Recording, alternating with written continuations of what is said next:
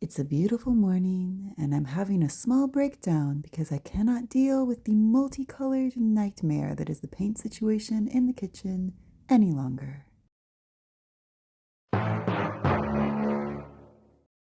Good morning. So, I am here in the kitchen with the wall of paint samples, and today I think that I'm going to do something a little bit stupid.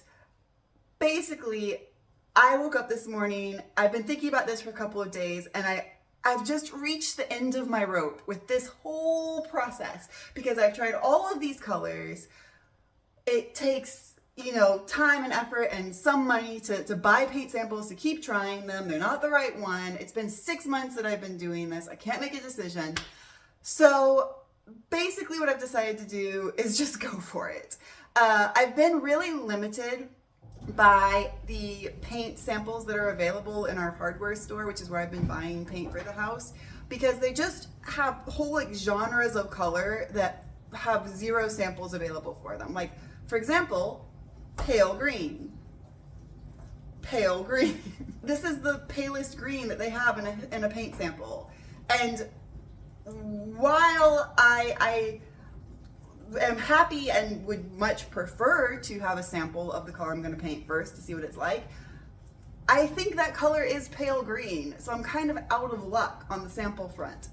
The other option is the local paint store, which is different than the hardware store and much more expensive, and they do samples in all of their colors, which seems logical, but they are more expensive, and in fact, to buy a sample from them is only a few euros less than buying the this size half-gallon liter, this size of paint from the hardware store. So it just seems kind of wasteful to order multiple samples from them when for almost the same price I could be getting a full can of paint. Also, it takes 2 weeks for their paint samples to arrive, and that is torturous. I've also tried ordering a paint sample online, and it arrived, but it was 15 euros. It took 5 days to arrive, which was not that long, but and it wasn't the color that I thought it was when it arrived, so it was very frustrating. So what I'm gonna do, finally, even though this is probably a very bad idea, cut to this being a terrible idea, is I'm going to go to the hardware store today. I'm going to look at their book of paint swatches and pick out a pale green, because what I keep coming to on this wall is this color. It's too dark, it's darker than I want, but if maybe there's a lighter version of this color, I'm going to get that. I'm then going to come back here and paint these walls. And if it's the wrong color by a shade or two, I'm going to do what I did in the blue bedroom, which is to buy the right color and then do a very thorough second coat with the right color, and then the wrong color can be my first coat.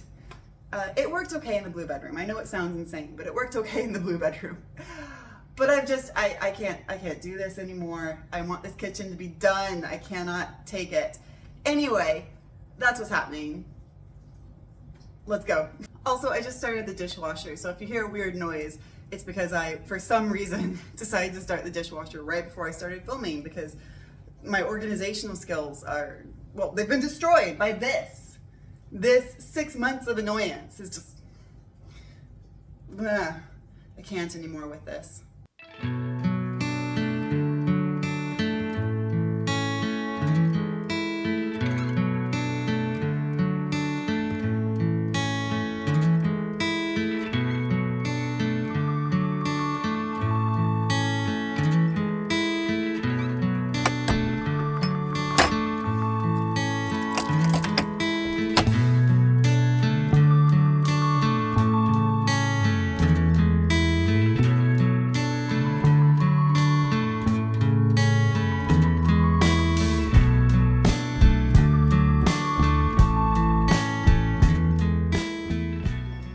So this is the dark green color that is the inside of that big piece of furniture in the kitchen.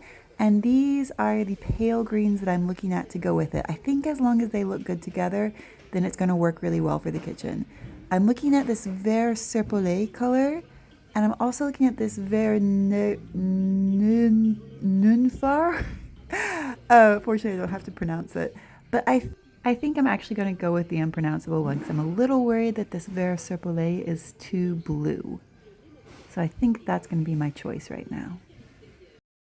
I got the paint and started my drive home, but I was just seeing so many beautiful landscapes as usual in this area. I can't resist showing you guys a few of the nice little video clips I did on my drive back.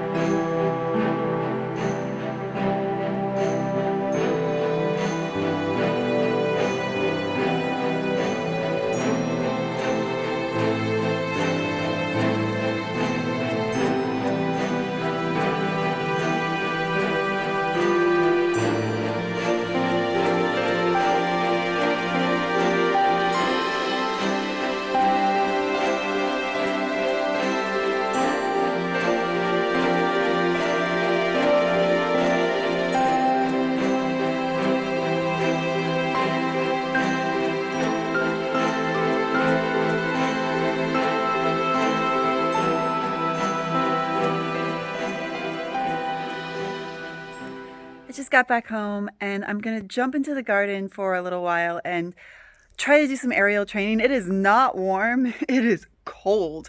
I brought a hot water bottle out to cuddle when I'm not on the hoop. But basically I have about 4 days worth of good weather, theoretically, according to the weather forecast, before I have to leave for rehearsals for my winter contract. And I have to set my act to completely new music. So this is what it is. It's training time. I'm going to make it through. It's going to be fine. I'm going to warm up on the hoop. It's going to be fine. It's going to be fine. I just want to show you guys a little bit about how I work with aerial training, because this is a little bit different today than what I normally do. This is more about choreography than it is about filming video for my other YouTube channel, my aerial YouTube channel, or just practicing one individual move. So first what I do is I write down all of the ideas of things that I want to include in my act. And then I go through with the music, I envision it all in my head, and I write it down in a list of choreographic phrases, I guess. So each of these, even though they're probably totally indecipherable for anyone who's not me, each of these names of things is I would say 15 to 30 to maybe 45-second phrase of choreography. And I fit them together based on how easy they are to transition one to the other. It's kind of like doing a puzzle. So basically, I need the notebook for any kind of choreography moment with the aerial because my brain just works that way. I have to write it down. But yeah, now I'm going to go off of the list. I'm going to try to go down my list of moves in order with the music and just see how it all fits together. And it's a little bit messy, but it works for me. And that's kind of how I generally do any kind of new choreography or changing of my acts.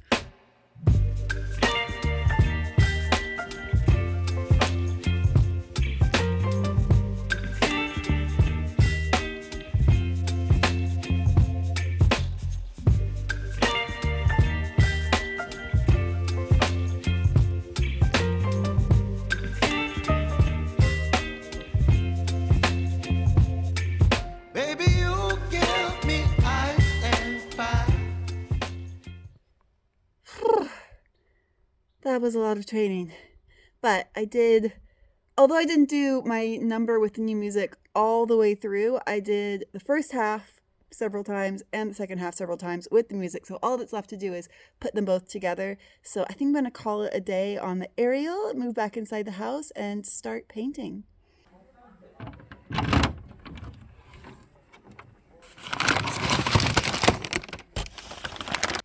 I just went to check the mail before I go inside and my package is here.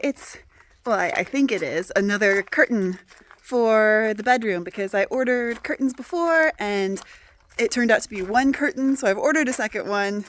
I'm going to put it up quickly and see how the double curtain thing looks.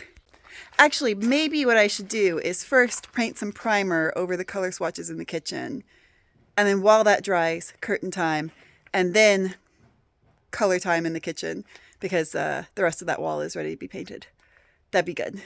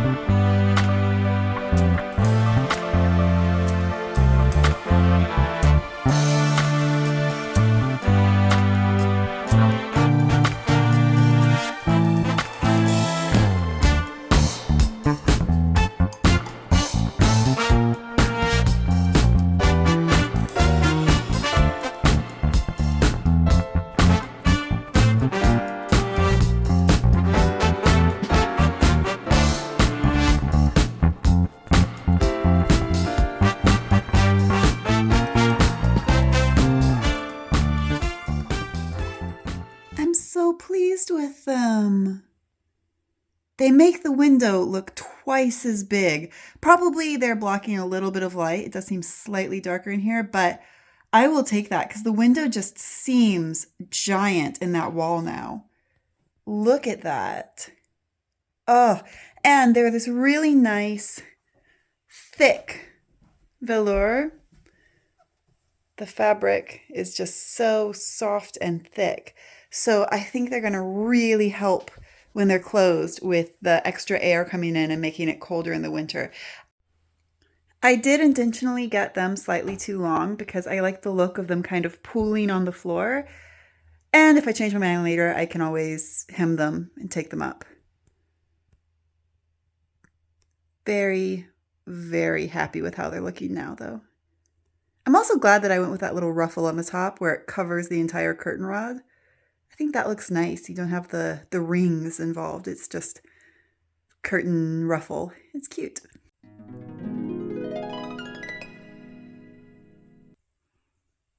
It's so gorgeous outside right now. Today has really not felt like winter at all. It really feels like a late summer day, I guess. I'm not complaining. And of course, when the view out the front windows is gorgeous, the view out the back windows is super extra double gorgeous. I will never get tired of looking at that view.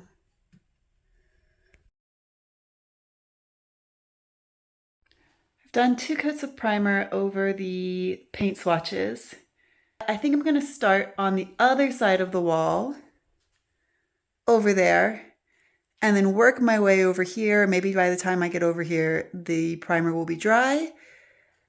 I do want to start with this wall first because we're doing this wall and this wall. So this section here in the color for sure, definitely. Might also do more of the color like around the cabinets up here, but this is the wall that we definitely are going to do, and it is the one that gets the most light from the window. So I think that's the one I should paint first to judge my paint color with.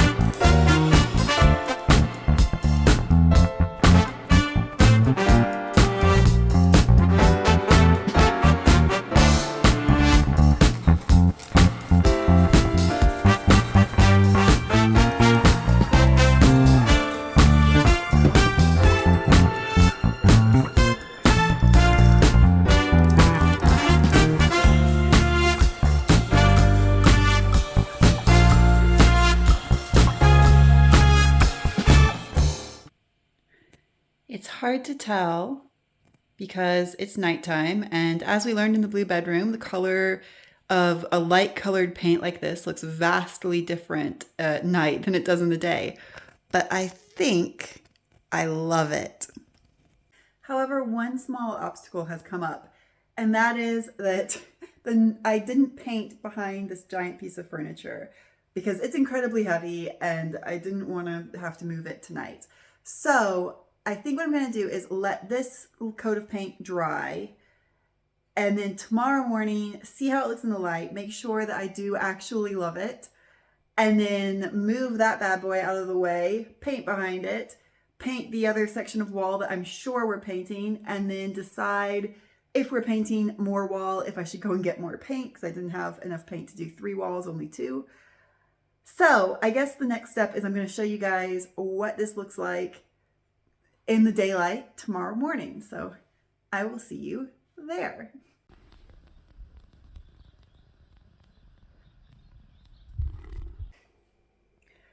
Guys, it's not the right color.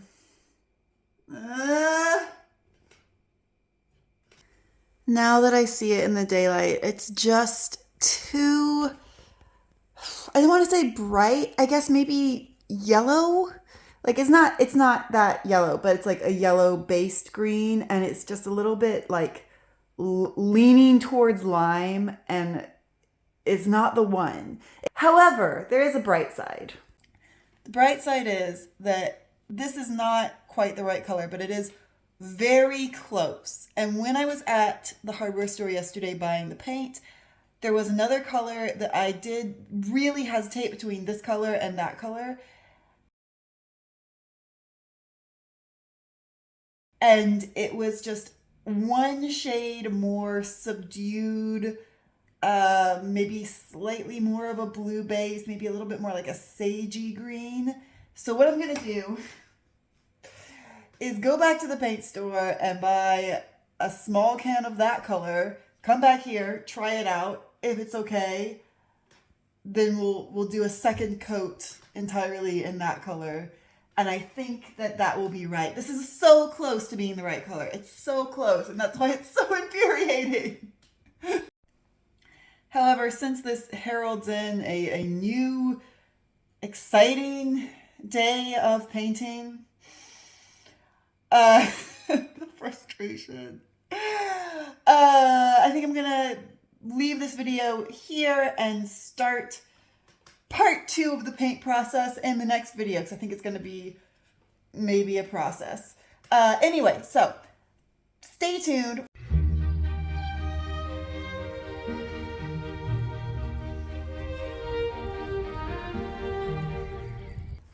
Hello, I'm an Arctic chateau goer. Well, we're not in the Arctic, but I feel very Arctic. But it is time for the Chateau guessing game, no matter how cold it is. And today's Chateau is one that is, I think, fairly famous. It's close to Paris, but before I show you for guessing purposes, if you haven't played the Chateau guessing game before, basically I'm going to show you the Chateau. You're going to give me a guess if you think you know what Chateau it is in the comments. And if you're correct, then I will feature you in my next short, which will be about the Chateau. But yeah, before I show you the Chateau to guess, I'm just going to remind you guys to please do subscribe, because subscribing really helps me out, and it really helps you guys out because it'll keep you up to date with everything that's happening on this channel. And unfortunately, the way that YouTube works, if you're not subscribed, you're probably missing something. So don't miss anything, and make sure you subscribe. And if you're already subscribed, then giving me a like on this video is also very, very helpful and very much appreciated. So that's all the business out of the way. Let's have a look at this Chateau for you to guess. Okay, a couple of quick clues for this one. First off, this is a medieval chateau that was rebuilt by the architect Viollet-le-Duc for the Emperor Napoleon III, and it is about an hour north of Paris, like I said. So if you think you know what chateau this is, let me know in the comments, and with that, I will see you guys next time.